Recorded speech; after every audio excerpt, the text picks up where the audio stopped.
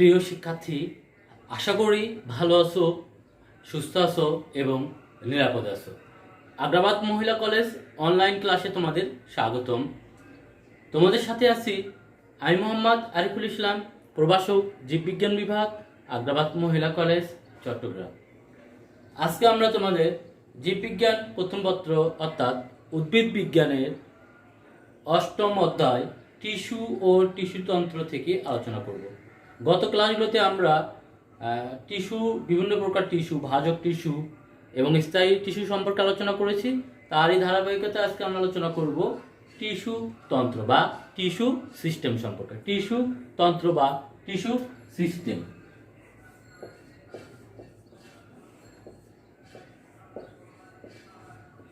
Tissue তন্ত্র বা tissue system.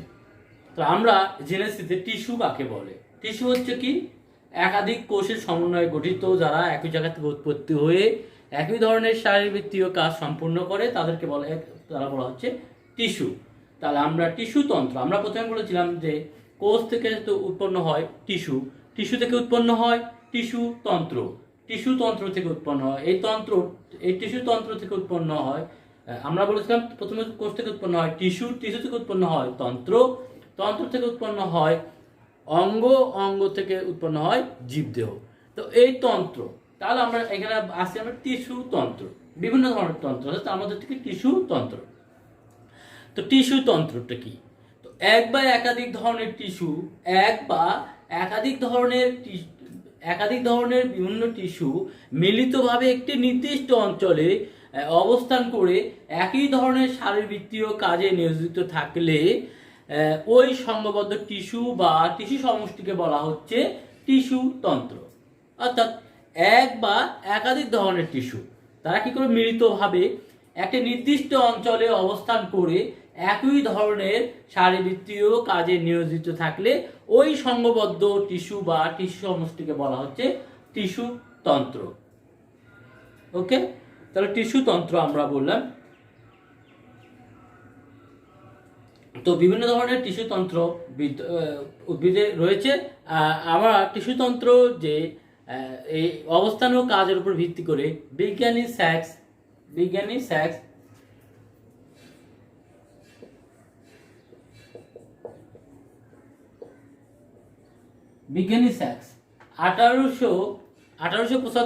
সালে এই টিস্যু তন্ত্রকে তিনটি ভাগে ভাগ করেছে। 1875 সালে এই টিস্যু তন্ত্রগুলোকে তিনটি ভাগে ভাগ করেছেন, অবস্থান ও কাজের উপর ভিত্তি করে তিনটি ভাগে ভাগ করেছেন। ত্বকীয় টিস্যু তন্ত্র বা এপিডার্মাল টিস্যু তন্ত্র। এক নম্বর হচ্ছে ত্বকীয় টিস্যু তন্ত্র বা এপিডার্মাল টিস্যু তন্ত্র, এপিডার্মাল টিস্যু সিস্টেম বলা যায়, এপিডার্মাল টিস্যু সিস্টেম বা ত্বকীয় টিস্যু তন্ত্র। এর পরবর্তীতে আমরা আসি, 2 নম্বর হচ্ছে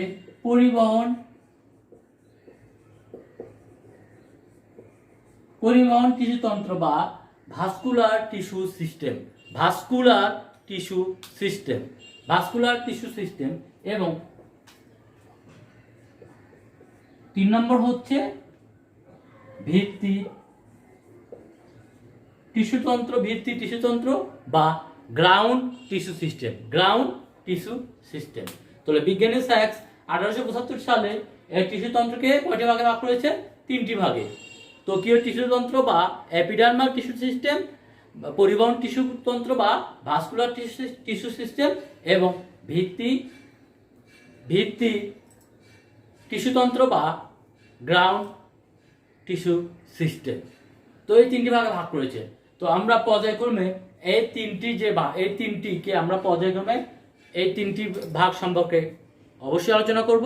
আজকে আমরা আলোচনা করব প্রথম ধাপ, ত্বকীয় বা এপিডার্মাল টিস্যু সিস্টেম সম্পর্কে।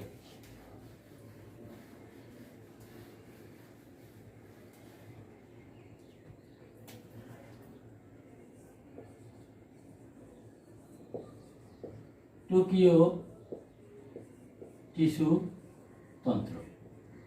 তো এই ত্বকীয় টিস্যু তন্ত্রটি আবার বিভিন্ন অংশ, তিনটি অংশ নিয়ে, মোটামুটি 300 অংশ নিয়ে গঠিত। এই ত্বকীয় টিস্যুতন্ত্র গঠনকারী তিনটি অংশ হচ্ছে, যে তিনটি অংশ নিয়ে গঠিত। এক ত্বক, ত্বকীয় উপবৃদ্ধি এবং ত্বকীয় রন্ধ্র।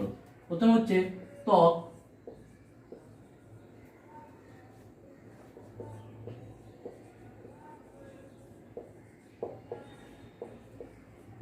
ত্বকীয় উপবৃদ্ধি এবং হচ্ছে তৃতীয় নাম্বার হচ্ছে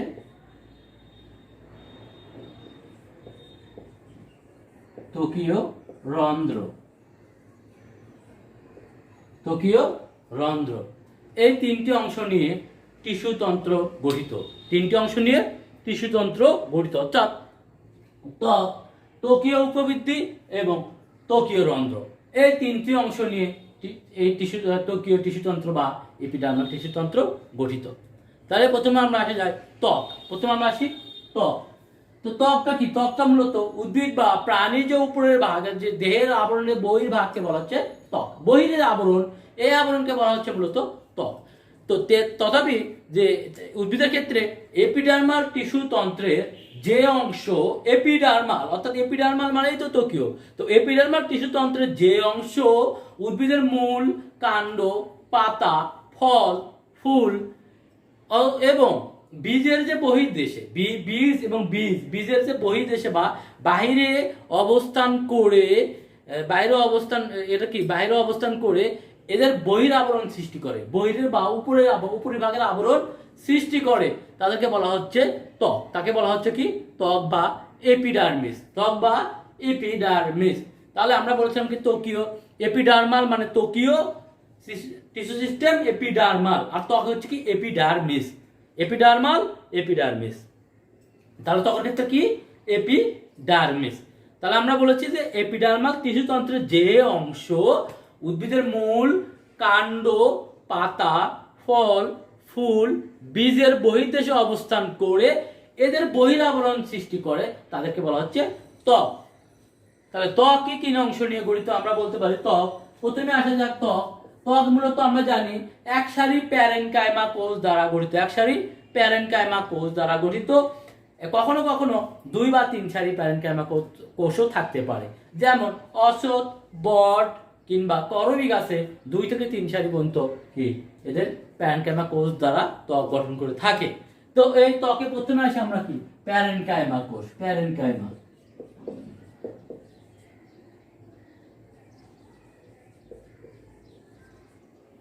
এখানে কি প্রথমে আমরা আসতে পারি কি প্যারেনকাইমা কোষ। এখানে থাকে কি প্যারেনকাইমা কোষ দ্বারা এক সারি প্যারেনকাইমা কোষ, কখনো কখনো আমরা বলছি 2 থেকে 3 সারি প্যারেনকাইমা কোষ দ্বারা ত্বক গঠন করে। এছাড়া ত্বকে আমরা জানি সাধারণত ত্বকে কি থাকে? অবিচ্ছিন্ন ভাবে, অর্থাৎ ঘন সন্নিবেশিত ভাবে এক আয়তাকার প্যারেনকাইমা কোষগুলো একটির পর একটি পর্যায়ক্রমে লেগে ত্বক গঠন করে। কিন্তু কখনো কখনো এই ত্বকের মাধ্যমে ত্বকের মধ্যে স্টোমাটা বা লেন্টিসেল থাকতে পারে। স্টোমাটা বা লেন্টিসেল থাকতে পারে। তো এই ত্বকের উপরে কিউটিন ও সুবেরিন, কিউটিন ও সুবেরিন জাতীয় মোমের আস্তরণ, কিউটিন ও সুবেরিন জাতীয় মোমের আস্তরণ। ধরো যদি এটা যদি ত্বক হয়,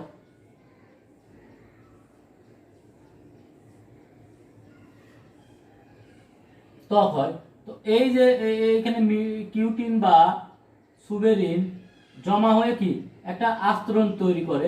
এই আস্তরণকে বলা হচ্ছে কিউটিকল। এই আস্তরণ বলা হচ্ছে কি? কিউটিকল। Cuticle, cuticle. তা এ আবার কিউটিন এবং সুবেরিন জমা হয়ে মোমের একটা আস্তরণ তৈরি করে। এই আস্তরণকে বলা হচ্ছে কিউটিকল। এছাড়া ঘাস ও নলখাগড়া, ঘাস ও নলখাগড়া ত্বকীয় কোষে, ঘাস ও নলখাগড়া ত্বকীয় কোষে কর্ক ও সিলিকা কোষ, কর্ক কোষ, সিলিকা কোষ, কর্ক কোষ ও সিলিকা কোষ। কর্ক এবং সিলিকা একটি বিশেষ ধরনের কোষ যা ঘাস ও নলখাগড়ায় দেখা যায় ত্বকীয় কোষে। এই কর্ক ও সিলিকা কোষ সৃষ্টি করে।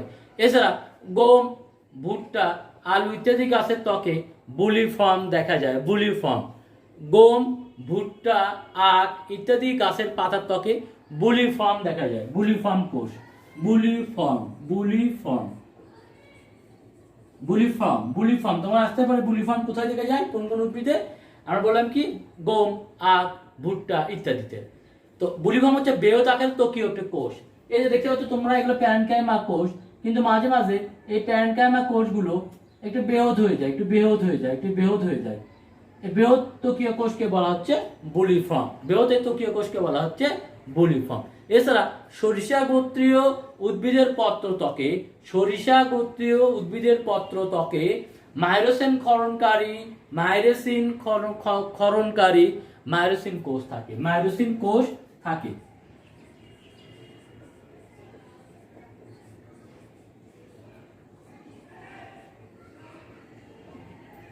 তো মাইরোসিন কোষ থাকে। তো এই হলো টিস্যুতন্ত্র বা টিস্যুতন্ত্রের যে ত্বকীয় টিস্যুতন্ত্রের যে ত্বক, এই ত্বকের এগুলো আমরা গ্রহণগুলো করলাম। এরপর আমরা আসি ত্বকীয় উপবৃদ্ধি। তো ত্বকীয় উপবৃদ্ধিটা কি? আমরা তো জানি মূলত যে ত্বকের উপরে যে উপবৃদ্ধি, ত্বকের উপরে যে বিভিন্ন রোম, বিভিন্ন যে ধরো মানুষের গায়ে যেমন বিভিন্ন লোম, বিভিন্ন হচ্ছে কি আঁচিল, বিভিন্ন প্রকার, তাছাড়া বিভিন্ন প্রকার যেমন বরণ, এগুলো বিভিন্ন প্রকার হয়। এগুলো থেকে ত্বকের উপরের যে বৃদ্ধি, এগুলো হচ্ছে ত্বকের উপবৃদ্ধি। তো আমরা এখন এই ত্বকের উপবৃদ্ধি সম্পর্কে আলোচনা করব। তো উদ্ভিদের ক্ষেত্রে উদ্ভিদের কাণ্ড পাতায় এককোষী বা বহুকোষী যে উপাঙ্গ থাকে তাকে রোম বা ট্রাইকোম বলে। প্রথমে আমরা শিখি ত্বকীয় উপবৃদ্ধি রোম বা ট্রাইকোম। তাহলে রোম মূলত কি উদ্ভিদের ক্ষেত্রে উপবৃদ্ধি হিসেবে আমরা রোমে দেখতে পাই। উদ্ভিদের কাণ্ড বা পাতায় এককোষী বা বহুকোষী উপাঙ্গ দেখা যায়, তাকে রোম বা ট্রাইকোম বলে। এরা শাখান্বিত বা অশাখান্বিত হতে পারে। এরপর আসা যায় গ্রন্থিরোম বা কোলেটাস।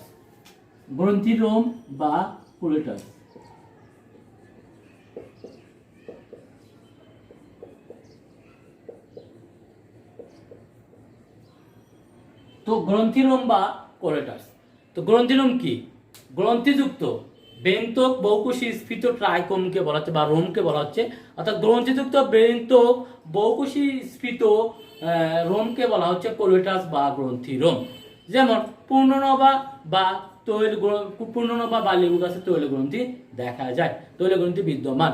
তো এই গ্রন্থিকে বলা হচ্ছে কি এই কোলেটাস বা গ্রন্থিরোম। এরপর আসি পানিথলি। কখনো কখনো ত্বকের উপরে এক ধরনের স্ফীত কোষের সৃষ্টি হয়। স্ফীত কোষের সৃষ্টি হয়ে কোষের কখনো কখনো কি কোষের সাথে এরকম স্ফীত কোষের সৃষ্টি হয়। এই স্ফীত কোষের কখনো কখনো কি ত্বকীয় কোষ স্ফীত হয়ে পানি সঞ্চয় করে রাখলে তাকে বলা হয় পানিথলি। কি পানিথলি। সাধারণত বরফ উদ্ভিদে এই পানিথলি উৎপন্ন হতে দেখা যায়। বরফ উদ্ভিদে পানিথলি হতে দেখা যায়। এরপর আসি আমরা দংশক পানিথলি।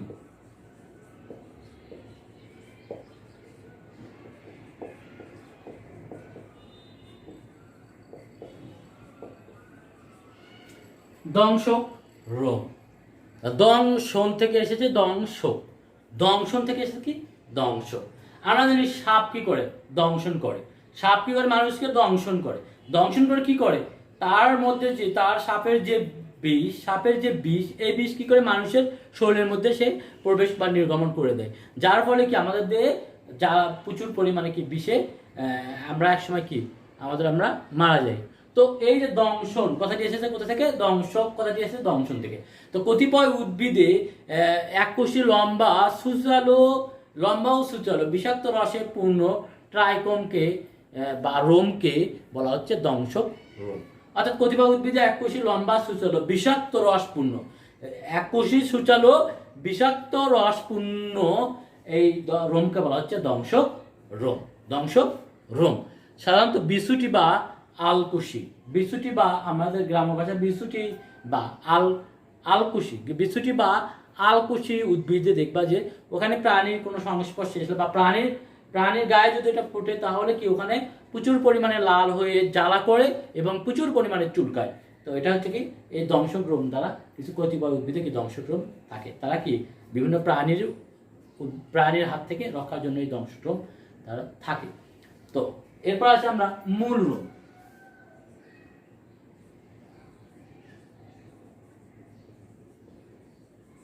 তোমরা জানো মূল রোম মূলরোম সম্পর্কে তোমরা অবশ্যই জানো। মূলরোম হচ্ছে কি, যে মূলরোম হচ্ছে মূলের যে কোষ, মূলের ত্বককে এপিব্লেমা বলা হয়। মূলের ত্বককে বলা হয় এপিব্লেমা।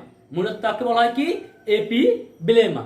তো এই এপিব্লেমা কোষ থেকে সৃষ্ট এককোষী রোমকে বলা হচ্ছে মূলরোম। তো এপিব্লেমা আমরা বলেছি কি, মূলের রোমকে বলা হচ্ছে এপিব্লেমা। তো এই এপিব্লেমা থেকে বা মূল ত্বক থেকে কোষ সৃষ্টি থেকে সৃষ্টি এককোষী রোমকে বলা হচ্ছে মূল রোম। এছাড়া কাণ্ড রোম।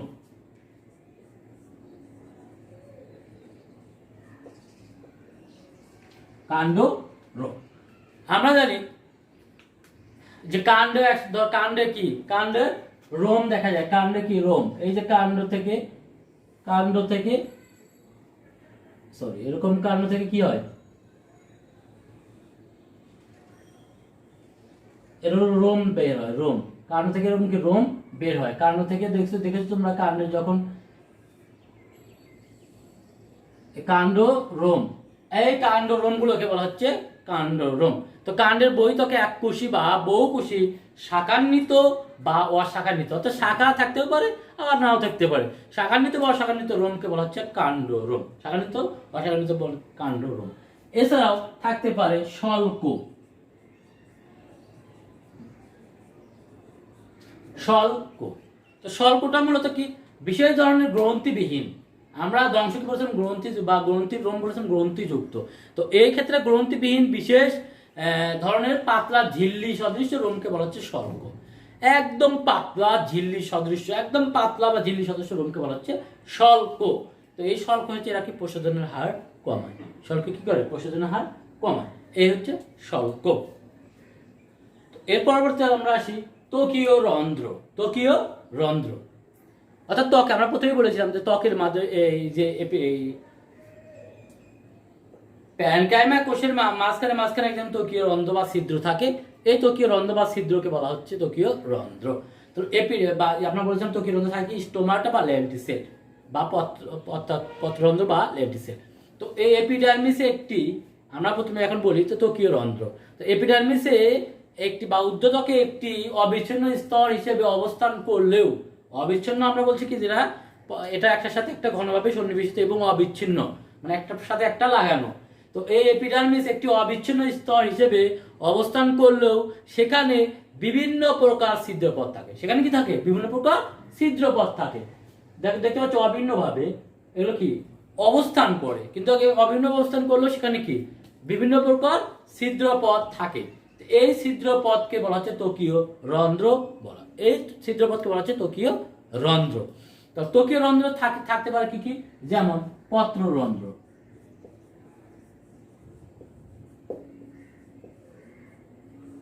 পত্ররন্ধ্র বা স্টোমাটা। পত্ররন্ধ্র বা স্টোমাটা তোমরা জানো যে সবুজ অংশের ত্বকে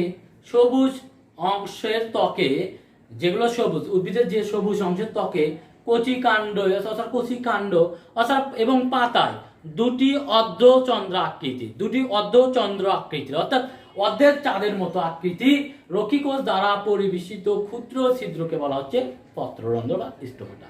অর্থাৎ উদ্ভিদের সবুজ অংশের ত্বকে অথবা কচি কাণ্ড ও পাতায় দুটি অর্ধচন্দ্রাকৃতির রক্ষীকোষ দ্বারা বেষ্টিত ক্ষুদ্র ছিদ্রকে পত্ররন্ধ্র বা স্টোমাটা বলে।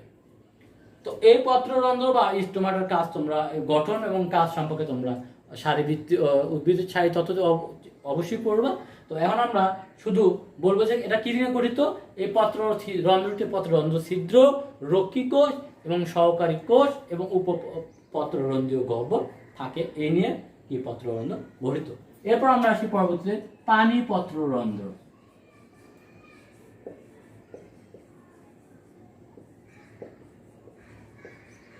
পানি পত্ররন্ধ্র অর্থাৎ প্রস্রাবের কারণে যদি পানি কখনো বেশি হয়ে যায়, তো পানির যে নির্গমন, পানির যে নির্মোচন বা পানি যে চুয়ানো, এটাকে বলা হচ্ছে পানি পত্ররন্ধ্রের কাজ।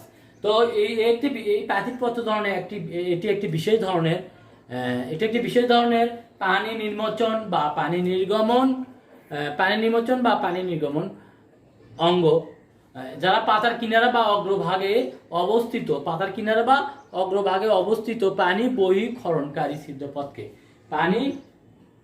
অর্থাৎ বাইরে ক্ষরণকারী ছিদ্রপথকে বলা হচ্ছে পানি পত্ররন্ধ্র বা ইংরেজিতে বলা হচ্ছে হাইড্রাথট। ইংরেজিতে বলা হচ্ছে কি হাইড্রাথট বা পানিপত্ররন্ধ্র। অর্থাৎ পাতা বা পাতার কিনারা বা অগ্রভাগে অবস্থিত করে এরা কি করে, পাতা বা পাতার পানিগুলো, অতিরিক্ত পানিগুলোকে বাইরে ছিদ্রপথে বাইরের দিকে বের করে, বাইরের দিকে তারা বের করে পারে বা ক্ষরণ করে। এজন্য বলা হচ্ছে পানিপত্ররন্ধ্র বা হাইড্রাথট। সাধারণত আমরা কচু, কচু গাছ, টমেটো গাছ, স্ট্রবেরি এবং ঘাস, বিভিন্ন প্রকার ঘাস প্রভৃতি উদ্ভিদে আমরা হাইড্রাথট বা পানিপত্ররন্ধ্র দেখতে পাই। তো আমরা জেনে রাখা ভালো যে কচু গাছের প্রতি রাতে প্রায় 100 সিসি, প্রতি গাছের একটি কচু গাছ থেকে প্রায় 100 সিসি পানি হাইড্রাথটের মাধ্যমে বাইরে চলে আসে। তোমরা সকালবেলায় দেখবা কচু গাছের পাতায়, কচু গাছ তো বড়, যারা কচুর গাছ পাতা দেখেছো বড়, ওই পাতার মধ্যে অল্প করে পানি থাকে। তো এই পানিগুলো আসতে কই থেকে, পানি যে অতিরিক্ত কচু গাছের যে অতিরিক্ত পানি, এরা হাইড্রাথটের মধ্যে থেকে এই ছিদ্রপথে হাইড্রাথট বা পানিপত্ররন্ধ্রের মাধ্যমে এসে কচুর পাতায় জমা হয়। এই জন্য বলা হচ্ছে যে কচু পাতায় সবচেয়ে বেশি হয় 100 সিসি পর্যন্ত, প্রতি রাতে প্রায় 100 সিসি পর্যন্ত পানি নির্গমন ঘটে কচুর পাতায়। তো এলো পানিপত্ররন্ধ্র। যাই হোক, এখন হচ্ছে ল্যান্টিসেল। তোমরা বরই কিংবা আপেল অথবা বিভিন্ন গাছে তোমরা দেখে থাকবে যে গাছের মধ্যে, গাছের একটু ছোট ছোট বাকলগুলো কেমন ছোট ছোট, এবং এই ছোট ছোট বাকল ফাটলের মতো অবস্থা। এই ফাটলের মধ্য দিয়ে একটা ছিদ্র বা রন্ধ্র থাকে। এই ছিদ্র বা রন্ধ্রগুলোকে বলা হচ্ছে ল্যান্টিসেল। এই ছিদ্র বা এই রন্ধ্রগুলোর মধ্যে দিয়ে বায়ুর আদান প্রদান ঘটে থাকে। তো দ্বিবীজপত্রী গুল্ম বা কাস্টল, দ্বিবীজপত্রী উদ্ভিদের গুল্ম বা কাস্টল কাণ্ডের গায়ে থাকা ক্ষুদ্র ক্ষুদ্র রন্ধ্র বা ছিদ্রগুলোকে বলা হচ্ছে ল্যান্টিসেল। অর্থাৎ আমরা বলতে পারি দ্বিবীজপত্রী গুল্ম বা কাস্টল উদ্ভিদের কাণ্ডের গায়ে লেগে থাকা ক্ষুদ্র ক্ষুদ্র রন্ধ্র বা ছিদ্রগুলোকে বলা হচ্ছে ল্যান্টিসেল।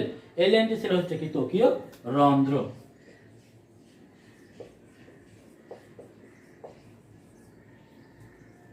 তোমরা বাসায় অবশ্যই এই ত্বকীয় রন্ধ্রের যে ত্বক এবং ত্বকীয় উপবৃদ্ধি এবং ত্বকীয় রন্ধ্রের যে কাজগুলো বাসায় অবশ্যই পড়বা। কাজগুলো খুবই ইম্পর্টেন্ট, কাজগুলো খুবই সহজ আছে। তোমরা একবার দুবার করে পড়লে যে ত্বকীয় টিস্যুতন্ত্রের যে কাজ, অর্থাৎ ত্বকের যে কাজ, ত্বকীয় উপবৃদ্ধির কাজ, ত্বকীয় রন্ধ্রের কাজ, এই তিনটা সামগ্রিকভাবে এক জায়গায় করলে কি যে এই ত্বকীয় টিস্যুতন্ত্রের কাজ সম্পর্কে তোমরা অবশ্যই জানতে পারবে। তো আমি আবার ক্লাসে বলতেছি যে ত্বকীয় টিস্যুতন্ত্রকে মূলত আমরা তিনটি ভাগে ভাগ করেছিলাম: ত্বকীয় টিস্যুতন্ত্র, পরিবহন টিস্যুতন্ত্র এবং ভিত্তি টিস্যুতন্ত্র। তো এই টিস্যুতন্ত্র, আমরা এখন করেছিলাম ত্বকীয় টিস্যুতন্ত্র। ত্বকীয় টিস্যুতন্ত্র তিনটি অংশ নিয়ে গঠিত: ত্বক, ত্বকীয় উপবৃদ্ধি এবং ত্বকীয় রন্ধ্র। তো আমরা ত্বকীয় উপবৃদ্ধি এবং ত্বকীয় রন্ধ্রের সম্পর্কে বিস্তারিত এতক্ষণে জানলাম। তো আজ এ পর্যন্তই। ভালো থাকো এবং সুস্থ থাকো এবং নিরাপদে থাকো। ধন্যবাদ সবাইকে।